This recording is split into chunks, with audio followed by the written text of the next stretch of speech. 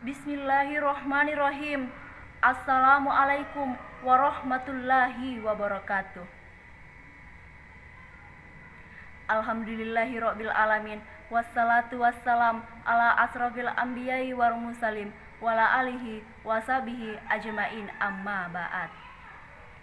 Bapak Ibu yang saya hormati dan teman-teman yang saya cintai, sebagai hamba Allah yang beriman, marilah kita panjatkan dan syukur kehadirat Allah Subhanahu wa Ta'ala yang telah memberikan kekuatan, kesehatan lahir dan batin kepada kita semua.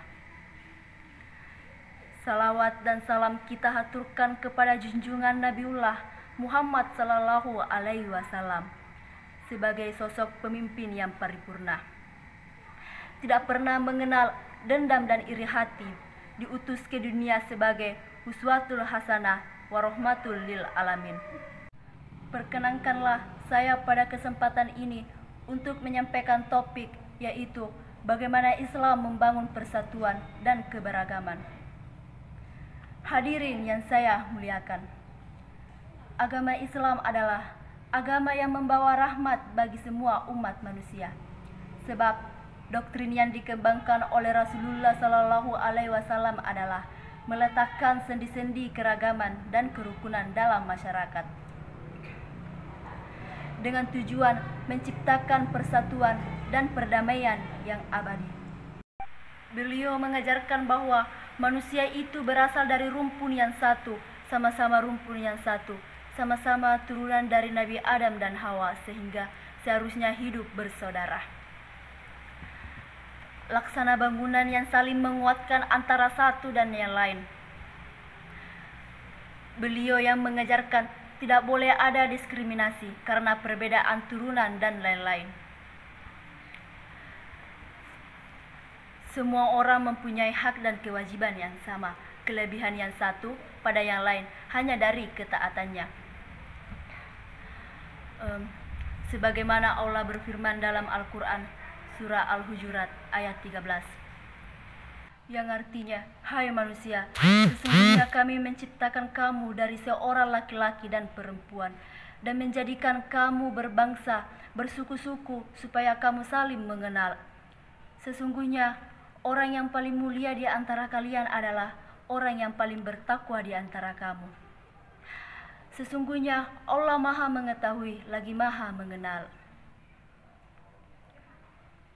Hadirin yang saya muliakan, keragaman adalah sunnatullah yang tidak bisa kita ingkari.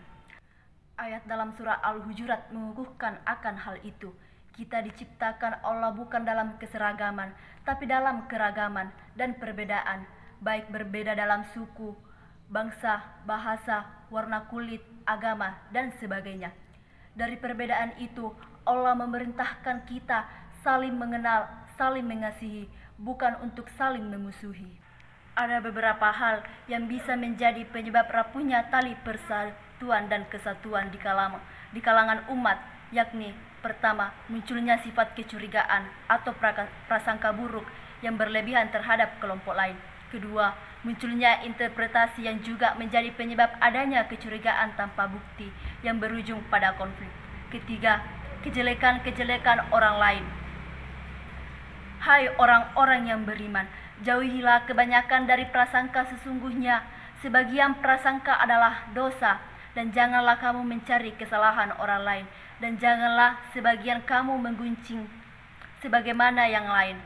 Sukakah seseorang di antara kamu memakan daging saudaranya yang sudah mati?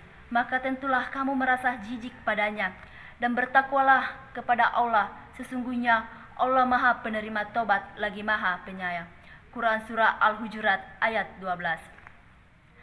Hadirin yang saya muliakan, sejarah dalam perjalanan hidup Nabi Muhammad dalam menghadapi keragaman suku dan agama di Madinah, bukan dengan memusuhi, tetapi saling menghargai, menghormati, bahkan saling melindungi. Hal ini dapat kita saksikan pada dokumen penting yang terkenal dengan sebutan Piagam Madinah. Dari dokumen ini diketahui bahwa Islam mengajarkan kita untuk saling menghormati, bukan hanya kepada umat Islam, tetapi juga kepada mereka yang berbeda agama dan keyakinan. Dari petikan sejarah dapat dikatakan bahwa doktrin Islam sebagai agama rahmatan lil alamin bukanlah slogan yang tanpa bukti. Praktek kehidupan Nabi dan sahabat telah membuktikan itu. Nabi datang diutus oleh Allah dengan membawa kabar gembira bagi seluruh alam. Bukan hanya golongan tertentu saja, sebagai pembawa agama yang rahmatan lil alamin, Nabi Muhammad adalah orang yang paling beradab, yang penuh kasih sayang. Beliau adalah pribadi yang tidak kasar dan tidak pernah melampaui batas, dan juga memiliki rasa dendam, melainkan memaafkan dan mengampuni. Nabi Muhammad SAW pernah bersabda, "Inna khiyarakum ahsanukum akhlak," yang artinya, sesungguhnya orang yang terbaik di antara kalian adalah mereka yang berakhlak baik. Karena itu, dalam rangka memperjuangkan prinsip yang semulia apapun, hendaklah kita mengedepankan sikap kearifan dan sikap yang tidak seperti yang pernah dicontohkan oleh baginda Rasulullah Sallallahu Alaihi Wasallam. Hadirin yang saya muliakan, sikap menghargai keragaman mari kita praktekkan mulai dari lingkungan terkecil dan sederhana, yaitu bertetangga. Dalam bertetangga, Islam mengajarkan kita untuk menghormati siapapun tetangga kita, baik mereka yang seagama, suku, maupun berbeda agama dan suku, agar tercipta sesuatu tutunan hidup bermasyarakat yang baldatul, taibatul, warahmatul ghafur. Oleh karena itu, untuk mencegah adanya perpecahan dalam persatuan dan kesatuan bangsa, maka kita harus menjunjung tinggi toleransi dan senantiasa menjaga tali silaturahmi dalam berbagai aspek kehidupan. Berlomba-lomba berbuat kebaikan untuk mengharapkan ridhonya, yaitu Allah Subhanahu wa Ta'ala. Demikianlah ceramah singkat yang sempat saya bawakan. Kurang dan lebihnya mohon dimaafkan.